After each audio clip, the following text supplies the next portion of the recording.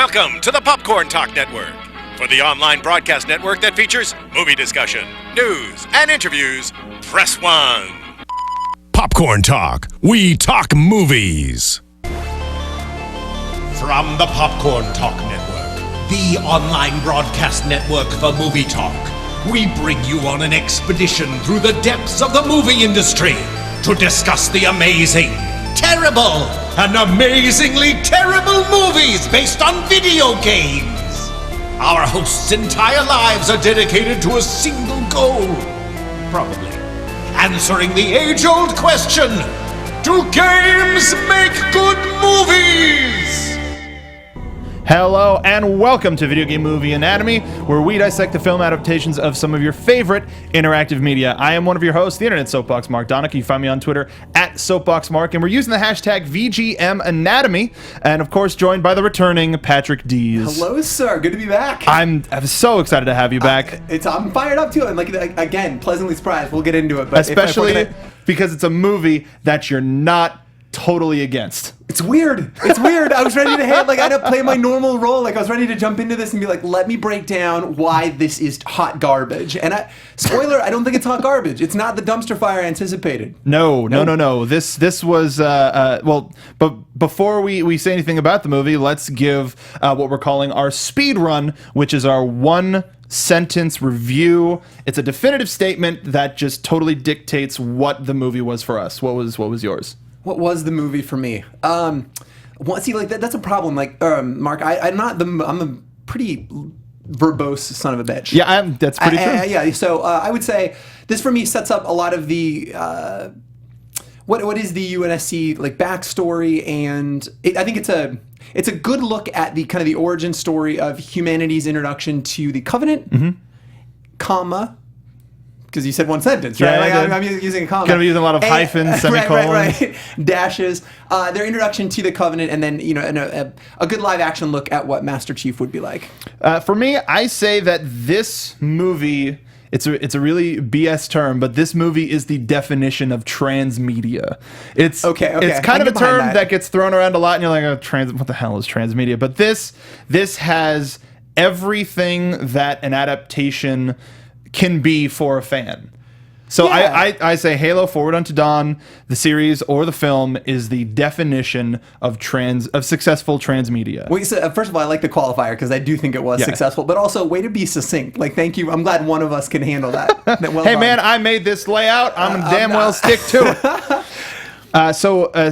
Speaking of which, we also have our controller toss moment. I like how I left this a little bit ambivalent so that it could either be a positive or a negative. But this is the moment when you're watching the film and you've got to be kidding me, and you throw your controller, whether it's positive or negative. What was yours? So most of these movies, I'm gonna two steps back. Most of these, the whole thing's just one long extended controller toss. Yes. I'm banging it against the wall. I've broken it. I rant on these things. I actually was really, when you asked me what it was going to be, I was hard pressed to think of a moment where I was really upset. Again, this thing was so pleasantly surprising. Mm-hmm. I think I went in with the lowest possible expectations, so I'm couching all of that in this. But again, the production value is through the roof for a $10 million budget. And don't get me wrong, you can see where they stretched that budget for sure. Yeah. But I genuinely enjoyed it, and they did this. To answer the question, I think my controller toss moment, because I think that is always a pejorative, would have been when they shifted from live action in Chief rushing the hunter to the completely CG Chief climbing up the back of the hunter, sticking the grenade. It was still badass. Mm-hmm. It was a jarring, and then you see him land, and then it's just Chief live action again, and I'm like, yeah, I don't know. And it was a slow lob. It wasn't a toss. Yeah, it wasn't a toss. Right. Well, I guess that's the cutscene. For me, it was the introduction of Master Chief, because at the moment where he takes care of the elite and he, what should we call you? Call me Master Chief. That was such a moment for the fans, and then the real fans know if this is the introduction of the Covenant, if this is the beginning of the war with the Covenant, right. He wasn't a Master Chief yet.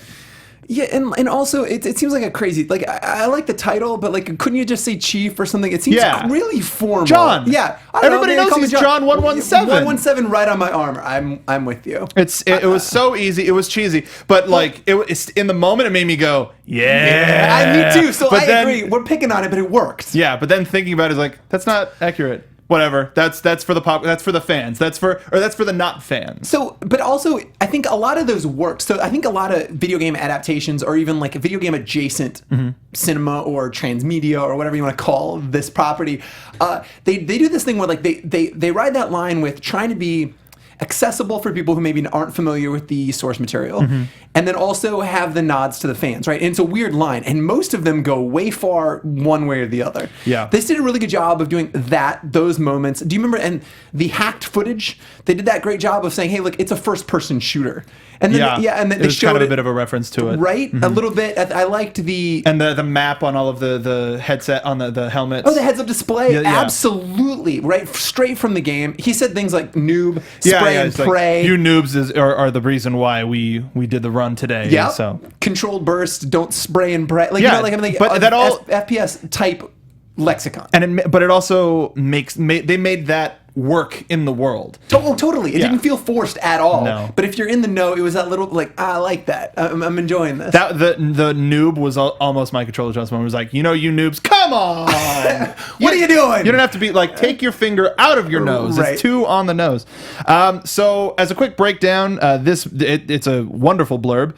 This movie is UNSC Cadet Thomas Lasky must conquer his inner fears and join forces with Super Soldier John 117 to take down a massive faction of the Covenant. Massive faction? I think we saw 4 of them. Well, it was. I mean, they killed an entire planet. I know, and again, that's where this budgetary constraints come in a little bit. I think we saw like 4 Covenant. We saw the Elite. We saw, I think, 3 or 4 jackals, and I don't know if we saw any grunts or not. But no, you heard the grunts. I was keeping an eye out.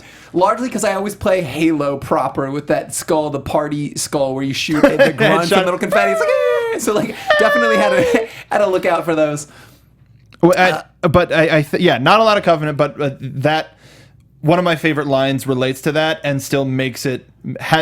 They hid the negatives and accentuated the positives. So they with key dialogue and usage, they made you forget that, or they made you forget that while this entire planet is gone, they didn't need their whole army because this is the first. They're not well prepared against the Covenant. No, for sure. Yeah, and especially with the ODSTs dropping in. And they actually really liked that, the unknown, right? And I think that's where this made it not only really accessible, but kind of terrifying when you don't know. Later on in the Halo fiction, they have the translator, that in-world fiction where you can understand what the grunts are saying. Yeah. But none of this, they were just terrifying. That one elite. And you get desensitized when you play these games, right? Like you mow down hundreds and hundreds of elites every time you play. Yeah. But just that one elite walking down the corridor, larger than life, being terrifying. I thought they did a great job there. The kid's reaction to and also, I mean, let's be clear, having the elite go invisible, wonderful production to not have to animate all of that. Absolutely, but it worked. That's one of those accentuate the positive side. He's not even Can we use one of the invisible enemies? Great. It's just like, what are you talking about? It's just went invisible. But they're freaking out about it. Totally made sense. So we're going to talk a little bit more about the film in order. Let's give a quick breakdown of our stars. One of the things that I like about this is there aren't a lot of there's really only 2 well-known names from an American standpoint. I didn't recognize anybody from this production. I'll tell you in a second. Let's start out with Thomas Green, shortened to Tom Green, not the Tom Green that you know, but he played Cadet Lasky. That would be really weird if Tom Green had been. That's the thing is when I said it, I was like, who is Tom Green in this? It's like being on the nose. Yeah, God. But he's mostly a TV actor in Australia. Some of his most successful things, there's a series called Dance Academy that he was in for 3 years, a more recent series called Camp, and then he recently started a film called Downriver that seems to be taking the independent circuit by storm. Oh, okay. Yeah. Okay. And then for our second star, Anna Popplewell, Kyler Silva. She had this, I know her. Why do I know her? A little bit, right? Do you want to know why? Why? She was one of the kids in the Chronicles of Narnia. Yeah, she was one of the she was the youngest one. I never would have guessed. Not at all.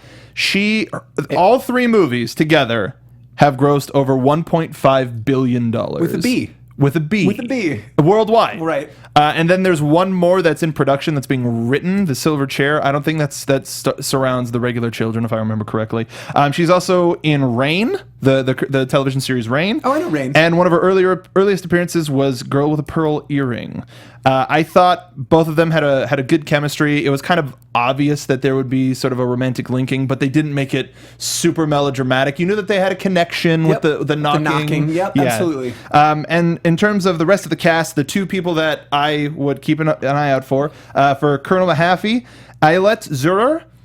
Have you seen Daredevil, Marvel's Daredevil? I don't even trust people who haven't seen Daredevil. Yeah, she's the one person Vanessa. that actually stood out. Yeah, for sure. I was just like, holy, awesome. The one person that stood out. But keeping it in the Marvel universe, the guy that they got to play the Master Chief, Daniel Cudmore, is Colossus in the X-Men films. Right.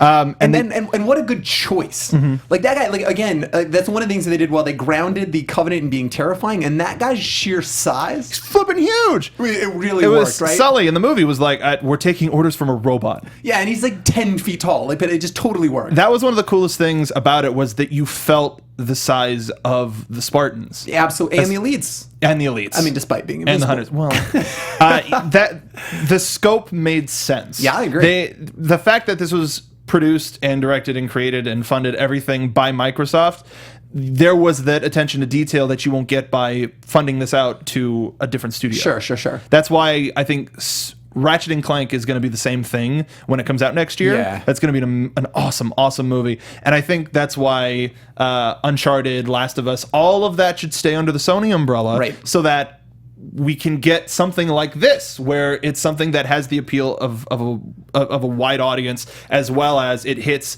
the small little notes that the hardcore fans will play too. I think you're right. I mean, in the case of Last of Us, we talk about that on the show quite a bit, but I think what's important there necessarily wouldn't be the budget or even access to, like, what made this work was like the sound design, right? Like the access to the actual, like, the DMR shots. The needler. Yeah, the needler. Like, you heard the needler, and it was instantly recognizable if you're even remotely familiar with that series, which I think is rad. And I think to a lesser degree that's important with, like, Last of Us. Again, if Druckmann and Straley are involved, I think, like, again, it's the narrative that's important there. Yes. No, I totally agree. And that's why keeping it with the studio, like Naughty Dog's going to have a huge input on the Last of Us film, like Microsoft did for this. So I understand that the series version, the series cut, was a lot different than the cinematic cut that's available on Netflix right now. Talk to me. What was different? The Cortana sections weren't all at the top and at the bottom. They were cut and put in front of every episode. How do you feel about that?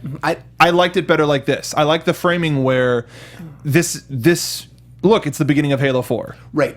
And then you go to Lasky, who's in Halo 4 on the Infinity. Yeah. So you get this framing of, this is definitely related to the game, but if you don't know that, then it doesn't matter. No, and they did a good job with. So first of all, I don't know if you remember Halo 4's cutscenes, but they were incredible, they were pretty right? Good. And so that's one of the things that I really liked was especially the way they ended it with Lasky in that in-engine cutscene, right? With Lasky in that close-up, because during the show, I mean, I felt like 80% of this was like Lasky's face, like right here. Yeah, a lot of this super close-up, right? On just Lasky. Like getting that emotion and various ages, and so to some point, like I was eye-roll inducing to some degree, but at the very end. When they showed the middle-aged Lasky and how the years had kind of worn on him, but that same look in his face, I thought, like, it worked. War as hell. It worked. It did. I liked the introductions of it. It made it. It presented itself like it was going to be a different film. With each cadet introducing themselves, you got a little bit more of an insight into who they were and what type of a character you saw them being. Right. So I liked that. I thought it was going to be like an Office style, like cutaway to cameras, like like I couldn't believe. Totally. Yeah, totally. But I was ready for that. I was into that. Yeah. I read that it started really strong. I was texting you in the middle of this, like, yeah, this is amazing. This is great start. And like you mentioned with Lasky's cutscenes, we learn about his military pedigree. His brother is an ODST, and his mother is a commander. And one of my favorite scenes, and that's when I knew I was just in hook, line, and sinker, was when he got the message, when he watched the message again of his mom telling him that his brother died, and you just see him like staring at it, like he's looking for something, and he's looking for emotion on his mother's eyes, and she's just like, yeah, well, since they didn't find the body, we're not going to pull you from the thing, and he's just like, I'm looking for something, anything that tells me that you're sad about this, and I was like, this is emotional and super deep, and I wasn't expecting it, and I love it. He was just broken, right? Exactly. Like just broken. I think to your point, even though this wasn't the first time he's watched this message, he just has to keep watching it so that he can get something. Yeah, but we've been there before. I mean, when I'm using we, like I'm speaking for you, but like, you know, when things are traumatic to some degree, like you go back and revisit and look for meaning in things and overanalyze potentially post facto. So it was totally believable. I agreed. The all of the different kids, even though we didn't get a super. We got enough to care about each of them in a certain way, but I think the one who could have used the most was which one? Where is she? Oh, I didn't. Dima, the Russian. Yeah, Dima Chikova. I will say though, and a lot of times, I think when you see in cinema or TV, when you see Russian accents, they're cartoonish and like over the top. Hers was like, if I have to say something nice about it, I think her Russian accent was like fine. No, it was good. It was great. It was all right. Got the job done. It wasn't thick. It was a cartoon. Like, it started out a little bit stronger than it ended up being overall. Okay. So they peeled it back a bit. Fair enough. Yeah. So the turning point for this was it, and we were talking about this a little bit before the show. It was like, okay, we're getting a little bit of a military drama. They're playing with paintballs, helmet. Okay, cool. We're getting a little bit of a Ender's thing. Game, almost. And then the moment the Covenant ships just dropped out of the sky was when, holy crap, things are kicking up. Right. And ODSTs are falling from the sky, and everybody just it went from about a 4 to 60 miles per hour. Yeah, literally, I felt like in a 4-minute time span, we saw all $12 million on the screen or whatever it was, right? Like, all of it. I mean, and it worked for sure from a pacing perspective. And despite all of that, even though there was contrived dialogue, it's like, what are ODSTs doing here? We're being invaded. Yeah. You think it's an invasion? You think? But it's But all of it was telegraphed. You're just thinking of the ride. Your Russian friend, when she cuts to the front of the line and gets on, like, why? You're super dead. Like you're super dead. Maybe she's not. Oh, dead. There it is. Super dead. Yeah, for sure. God, the just everything.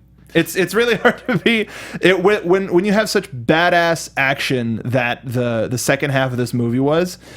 Like, going in and pinpointing it with a fine-tooth comb is hard, because anytime you think about it, you're just like, that was badass. That was so cool. It really was. Their use of, like, and again, I think that they were very smart about how they used a lot of these actions. They felt impactful without being too grand. A lot of the slow-mo running with dirt exploding, it worked. Again, it worked. I was on board. And then it also feels like, since this is all coming from the older Lasky's memory, that these could also be his grandiose, how it felt being there was, here's this ultimate action dude in Master Chief and it's just like he came down and everything was exploding around him, and he was just totally composed, and that was great. I hadn't even related to that as such, like just having that slant, that it's all in retrospect, and he was maybe 2 feet taller than he actually was. But it was just like he towered over us. He was inhuman. Right. Or those other Spartans' eyes were even bigger than they actually were. Yeah. So that was another cool thing, is we got to see Kelly and Fred from Blue Team. We did. And I wish I hadn't, Mark. I wish I had not. Keep the helmets on. Was it the eyes? God, I don't know. Again, that was jarring. Like, again, that didn't work, right? They looked super fake. I understand the in fiction reason that the Spartans are pale from wearing the armor too much. They're augmented, right? So they're losing some of those human characteristics, but they were terrifying on screen. Like, I think they were supposed to back on. But also how robotic they were when it was like, we look and acknowledge the people, and then we turn and look at Master Chief because he is our god. Right. And then they look back. It was very just like, that was a directing moment. It's like, I want you guys to look at the exact same time, so it looks like you really look up to this guy. But it was a little bit too much. It was terrifying. Yeah. I was just like, put your helmet back on, please. How old are you? That's classified. That was pretty funny. That was pretty funny. I popped for that. So what this, This is one of those things where if you're a video game fan or not, you can watch this because it's a kick-ass action movie. Do you think, I was going to ask you, because like, so for me it was really hard to divorce myself from the fact that admittedly I'm a big Halo guy. I don't want to be, like, it's not that I don't want to be, but like I find myself getting excited every time a new Halo title starts coming out. Like I'm on board with this Halo 5 hype train right now. In fact, we were talking a little bit off mic. We were. This has me so excited to be part of that world again. When I hear the music, I get excited about it. I don't know if I came into this cold. I authentically, Mark, don't know how. I think that's what the first part is for. The first part is here are cadets. What is a Spartan? Why are they in space? Doesn't matter. Here's some cadets. So, an example, I agree. You don't need to know what the Covenant are because they don't either in this world. Don't say anything. They don't say it's the Covenant. They don't say it's elite. They don't say it's a hunter. But for example, like there's some things that like I feel like if I were watching this for the first time, they throw around the word ODST like the audience is aware what an ODST is. Yeah, they never say orbital drop shock trooper. Right, not once. And like whatever, fine, you can piece that together. It's fine, right? But I wonder how accessible it would be if you're not up on Halo, and then be like, is it a good sub? Because I tried to watch that with both hats on, right? Like Patrick, who's this Halo fanboy, and then Mr. Dees, who's very just like hypercritical Mr. Dees of is my every father. goddamn thing. I don't know. My dad loves this movie. I'll be perfectly honest. I'm a big Halo gameplay fan. Yes. I'm not super huge. I mean, I do like the world, but I don't play most of the games for the story. I like it. I would call you a liar if you sat here and told me that you were into the story. It's almost like nonsensical. I'm with you too. Like I like the universe, but I couldn't tell you moment to moment what's going on with anything else. That's what I mean. Yeah, for sure. I can tell you what a jackal is. I can tell you what the vehicles are because I ride them in multiplayer. It's a puma. Yeah. I'm with you. Looks like a big cat. Right. Oh, also that I did like. I liked the fact that they play Capture the Flag. Yeah, come it's on, like, all right, for your final exam, we're going to be playing Capture the Flag. But yes, CDF. Yeah, right. Who gives a crap? Capture the Flag. Capture the Flag. That's pretty good. Yeah. Listening to it for a lot of years. Yeah, no, but I would definitely call you a liar if you could tell me beat for beat what has gone on since the beginning of time as it related to Spartan program and the insurgents and then the rings and then the Covenant. Now they're good. Now they're like, we're friends. I wouldn't believe I've been it. I don't know super that anybody combined really before. Is. That was another thing is to get Mahaffey super combined or at least needle to death. But if they gave the extra thing and had her explode, just like whoa, what the hell is that? I kind of love the Needler made an appearance in this. Well, and the fact that they made it so much more dramatic when they had Silva get hit by the Needler. That one just thing, just like Tom. And I was like, oh no, she's dying. Why? And I like how it didn't have a super happy ending. No, War is hell. I agree, and I think, look, first of all, I have to say that before I forget the weapon piece, the fact that she picks up the Covenant weaponry, a big part of what makes Halo fun, I believe, is the improvisational nature of the combat, right? Like, they don't give you bullets, so you've got to make do with what you're given on the battlefield. You pick up needlers, and you pick up these sniper rifles, and you make do. It kind of feels like you're the one orchestrating this whole battlefield, right? And so I loved that they introduced that, right? She's out of bullets, that she picks up the Covenant sniper thing and just aces the jackals along that. But I also really like 343's attempt to kind of ground the series a little bit. Yeah. Right? And I think like Halo 4 was kind of that first step. And I think 5 seems to have a much more mature narrative. We'll see, right? As the time of this taping, we're still a week and some change out. God, I cannot wait. Seriously. But it sounds like they're trying to ground this narrative in a way that Halo hasn't been before, keeping all that makes it Halo, but make it accessible and interesting and a little bit deeper than it's been before while keeping kind of that epic nature of combat.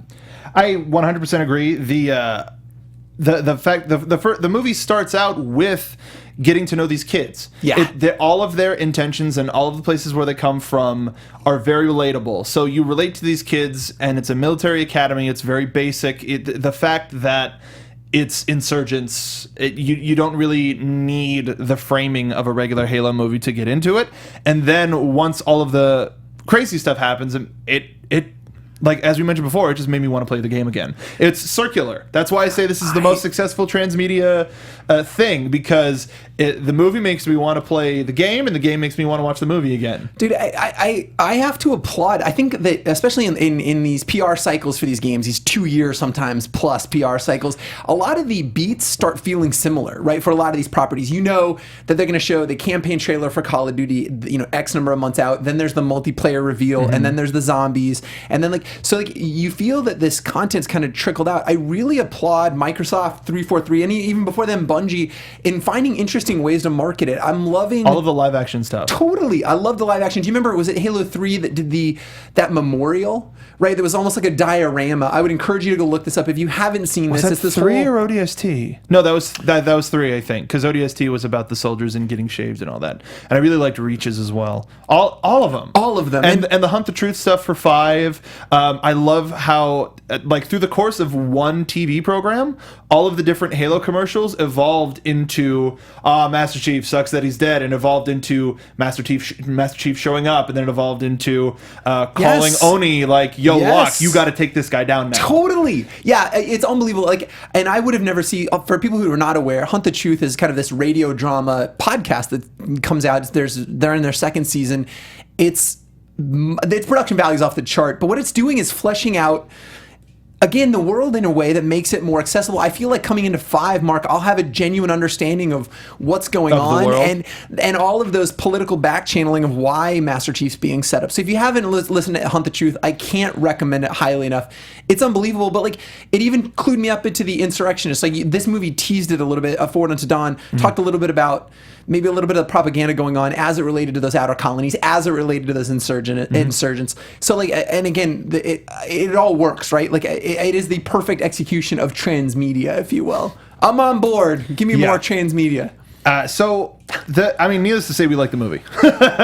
Yeah. I would watch it again. I don't know that I'll watch it again. Yeah? No, whatever.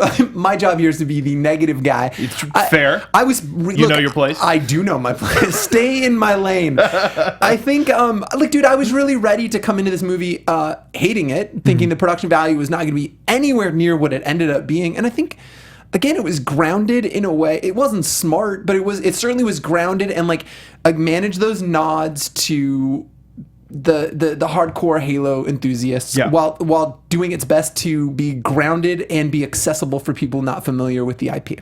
So speaking of production costs, I want to talk a little bit about the production. Lay it on me. It was a 25-day shoot.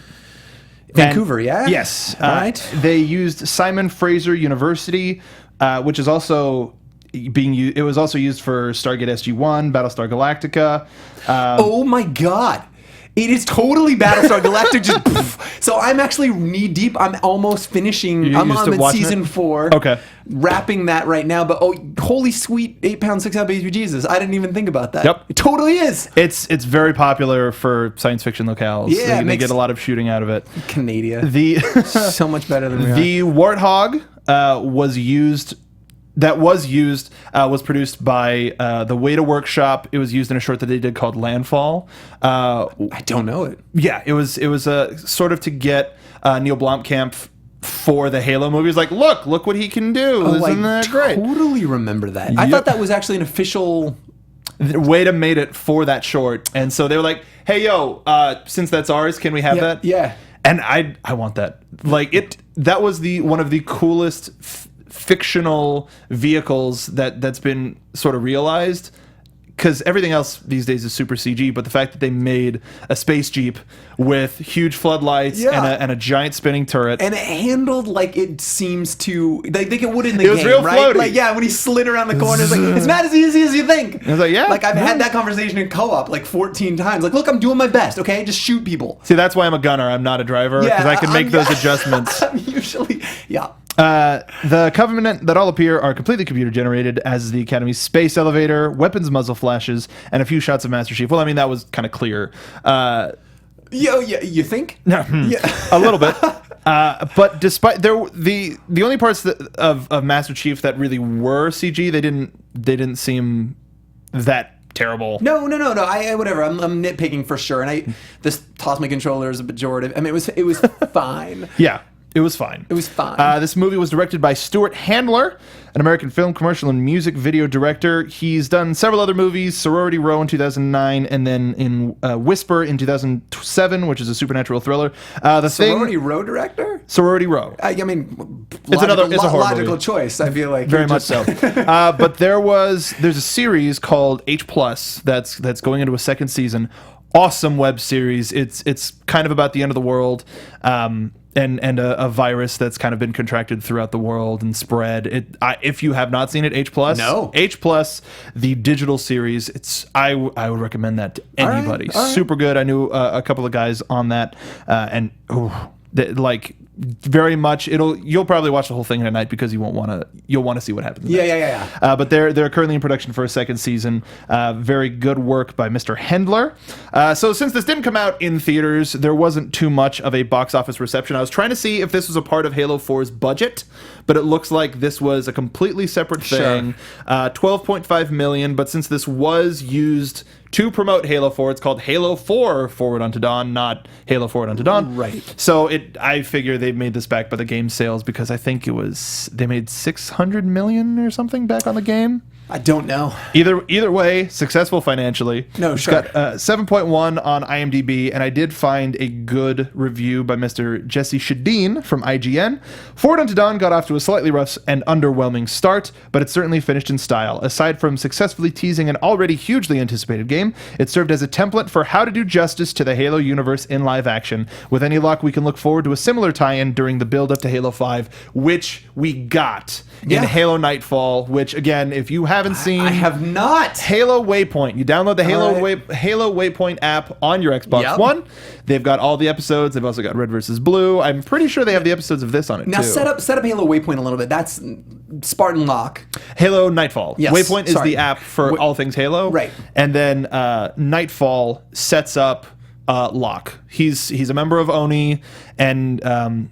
Office of Naval Intelligence. Yes, which was a really badass acronym. Yeah. For really it's just Naval Intelligence. Dudes. It's just the Navy. Yeah. In the Navy. And they're all ONI for some reason. But it's drama. They use digital effects sparingly. Okay. There's like a covenant conspiracy of like suicide bombers and with an infection, a human infection. They're trying to kill off the humans. It's very interesting, and you get to see. You get to know about this character and why he turns into what he does for Halo 5. Well, so how long is this? What's my time commitment going into this? It's 40-minute episodes. 40-minute episodes? Yeah, and how many it's a we web got? series. How many we got? If I remember correctly, 10. Wow, that's legit. A little taken back by that. Are you kidding me? No, it's a full-on Netflix and series. It sets up 5. It sets up 5 in a way that you are way more excited about it. Well, I would say it sets up the character of Locke more than if you just turn it on and be like, "Why is this guy mad at Master Chief?" All right. Okay, so I feel like their investment to Locke to this point is such that we were going to see him over several titles. There's no way he's a throwaway character for just 5. I think if anything, 5 sets up a team up for something huge in 6, where you're going to be Locke and Master Chief and Arbiter and some grunts. We're getting a 16-player co-op multiplayer on the same system for Halo 6. Prediction time. But it's day one. What they're doing with Halo. Everybody should take notice, because this is Microsoft's property. This is the Microsoft thing. When you buy an Xbox, you're getting it for Halo. It is their killer app. Yes, I would say that with Gears right behind it. If they did something similar with Gears, I would love them even more, because I flippin' love Gears. I do. I really do too. And Gears got a little bit over the top toward the end of the third one. I'm really looking forward to seeing what Rod Ferguson and that team up in Vancouver are doing with the next one. 4, yeah. Looking to ground it in a similar way that 343 seems to have been doing on this. So hopefully with 4 we get a similar dedication to the source material like we did with Halo Forward Unto Dawn. So to kind of bring things back, let's talk about some of our favorites in this movie. What was your favorite line? Favorite line? Yeah. I think it's Master Chief showing up. I know it sounds ridiculous, but I'm with you at the same time. Like, I looked at the screen and I'm like, yeah, cheering because they're in that hallway to set that up. And the elite is going to eat the children. Like he's got the I think that was that was the screenshot I picked. Was you see Sully right there? Yeah, terrifying, right? And then Master Chief shows up. I yell, and then when he actually introduces himself, I thought it was fantastic. The sword also could have looked super cheesy. I agree, but it looked super menacing. It did. I think it was so. And honorable mention for my favorite line is when I can't remember his name, but the kid who does the hacking that sets up the first person, Sullivan. So when Sullivan is at lunch and he's trying to explain to people, and he goes, and then you saw that guy's like. Yeah, it was the best. I'm like, we've all done that. Did you stay till after the credits? I totally did. Okay, it was good, the best because the bloopers are great. Yeah, because I loved it when he did it. Yeah, Yeah. Mine was shortly after Master Chief's introduction, because it was so dramatic, and it was another one that was almost my controller throw moment, but it set up the whole scope of the rest of the film. It was, how did you find us? A distress beacon. Why did you come for us? You're the only survivors. In the school? On the planet. It's like, yeah. Holy crap, everyone's dead. And that's like, okay, so that's why there aren't as many Covenant at the school. They sent what they needed here, and everybody else for the surrounding areas to take out the rest of the planet. Yeah, you see them glassing the entire planet as they're fading out, which was great. And like I was like, are we on Reach? Is this right. No, okay, no. It's a completely different planet. But you got to experience that thing from another perspective, as opposed to playing Reach. Now you got to just be on this planet and be with these characters. So that was one where, as cheesy as it is, it's like, holy crap, we're actually here, and now Master Chief has nothing else to worry about but the people that he's leading to safety. Who would you recast? So, or rather, who would you? We've got Lasky, Silva, Mahaffey, and Master Chief. Who would you recast in each role? So, starting with Lasky, who would you recast in that role? Who would I choose for Lasky? I know this is ridiculous, but part of me is a little bit angry that the Ender's Game remake was made the way it was. Really? Look, I think that property is near and dear to my heart, right? Yeah. That's literally my favorite book of all time. I've read it. The first time I read it in one sitting. The whole series? No, that book. Okay, I was going to say.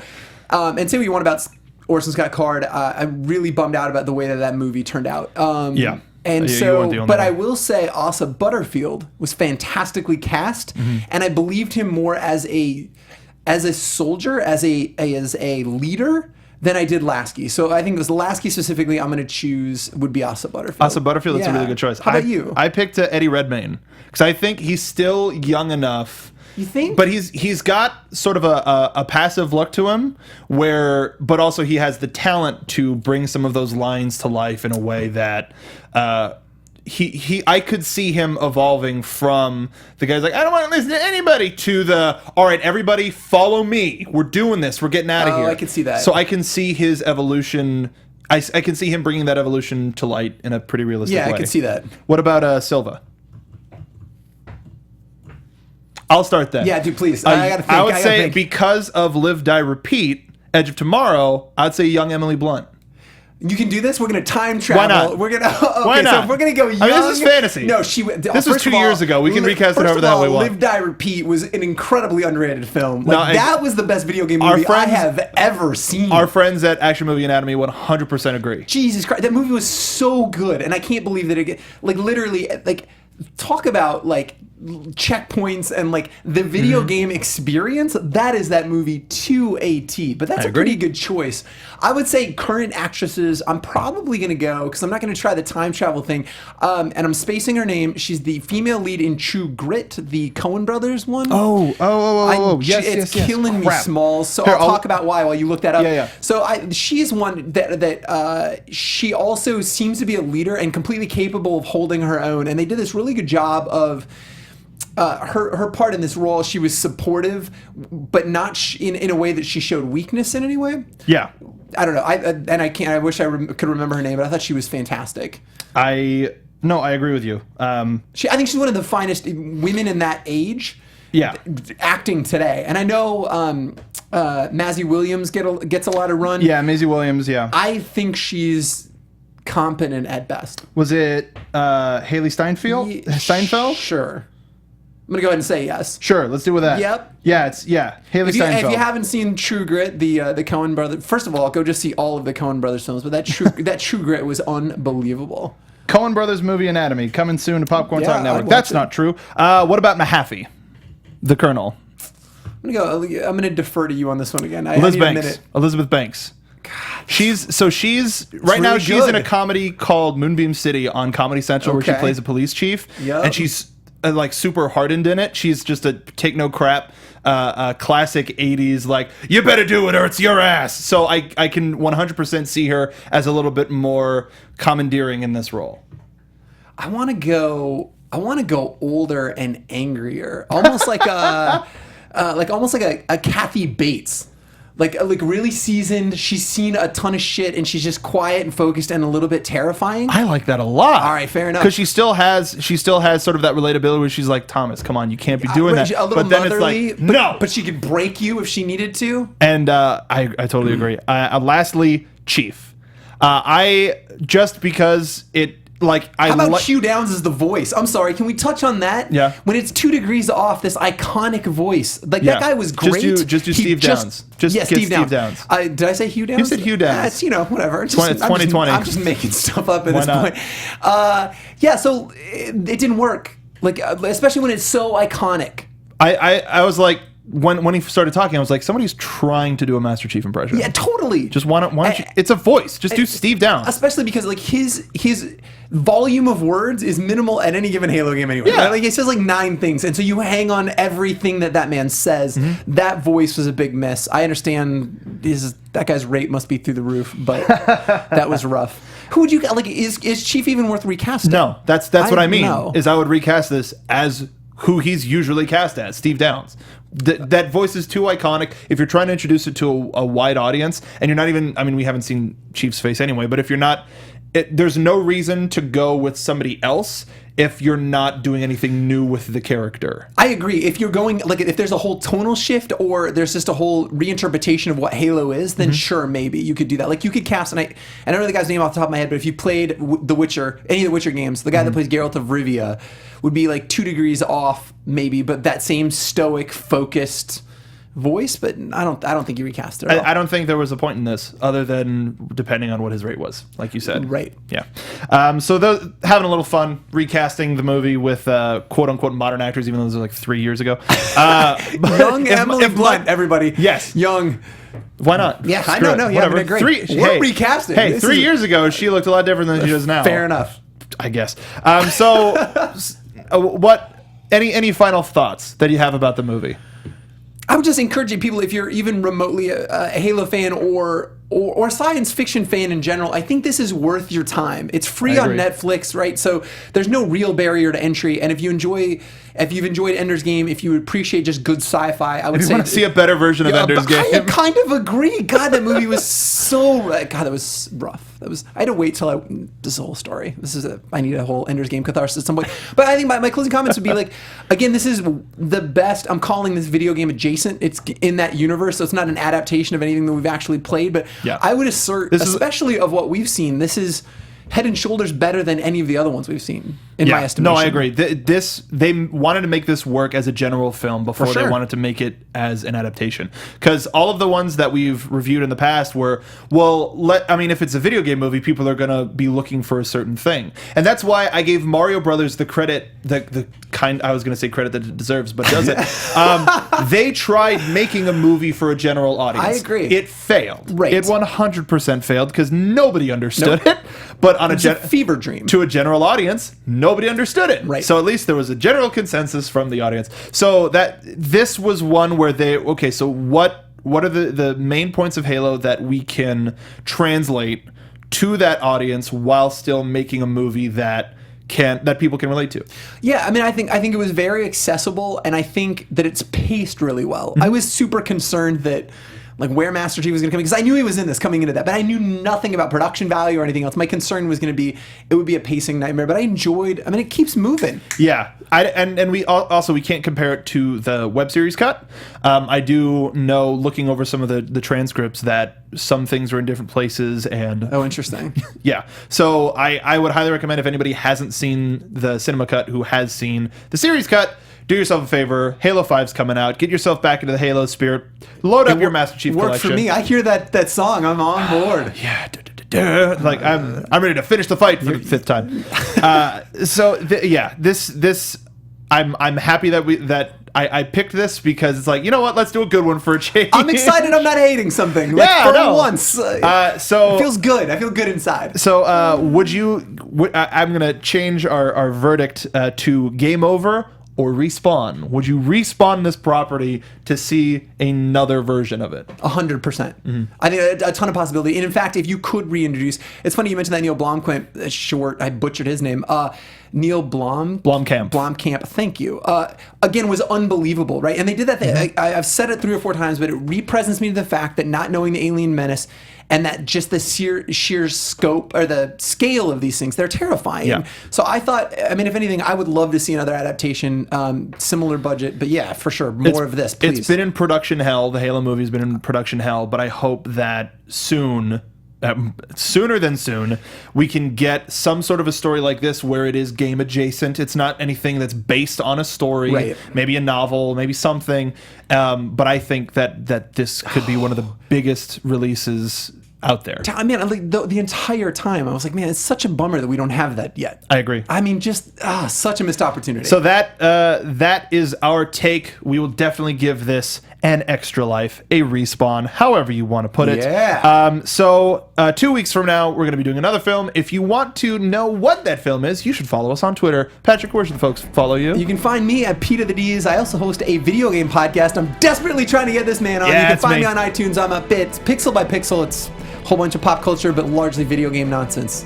And you can find me on Twitter at SoapboxMark. I'm here on the Popcorn Talk Network. Later tonight, we're going to be doing a trailer coverage of the Star Wars Force Awakens, which is about now, and the fact that we missed it makes me a little bit sad. Once the show's over, I'm going to watch it about 20 times. I'm going in with you. And then, if you are fans of Rooster Teeth, we are going to be doing an after show for X-Ray and Vav. Make sure to tune into that. We got Lindsay and Jordan coming into the well, not coming into the studio, but coming from their studio on Skype. Yeah. They're going to be calling in. It's going to be a good time. Basically, make sure to follow us at the Popcorn Talk Network, or at the Popcorn Talk on Twitter, popcorntalknetwork.com.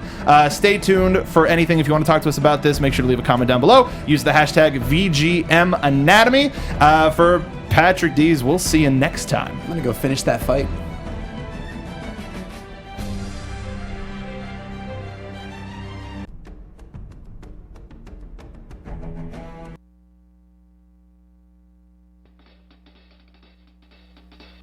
Producers Maria Menounos, Kevin Undergaro, Phil Svitek, and the rest of the Anatomy of a Movie staff, we would like to thank you for listening and subscribing to the show. If you have any questions or comments, feel free to email or tweet us. I'm Sir Richard Wentworth, and this has been Anatomy of a Movie.